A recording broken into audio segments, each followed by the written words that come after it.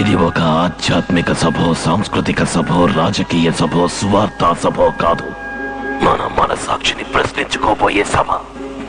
57 స్వతంత్రం, 100 కోట్ల మంది జనం, 33 లక్షల చదరపు కిలోమీటర్ల వైశాల్యం, అందులో సగం పైగా సాగుభూమి, 10 జీవనదులు, 1.5 లక్షల కర్మాగారాలు, ఇవన్నీ ఉండి ఇండియా ప్రపంచ దేశాల వరుసలో ఆర్థిక స్థితిలో 49వ స్థానం, రూపాయి విలువలో 44వ స్థానం, శుభ్రత ఆరోగ్య విషయాల్లో 20వ స్థానం, ఎయిడ్స్ అందులో 2వ స్థానం, కుంభకోణంలో 3వ స్థానం.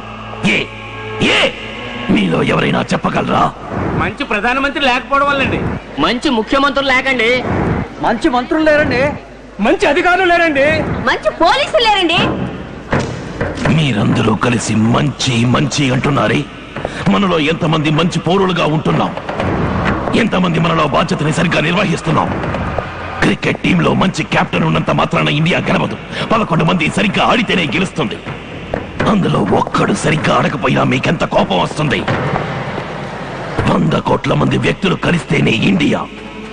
ప్రధానమంత్రి, ముఖ్యమంత్రి, మంత్రి, అధికారి, మీరు, నేను అందరం ఒంటరి వాళ్ళమే. ఎవరి బాధ్యత వాళ్ళు సక్రమంగా నిర్వర్తిస్తేనే ఈ దేశం బాగుపడుతుంది.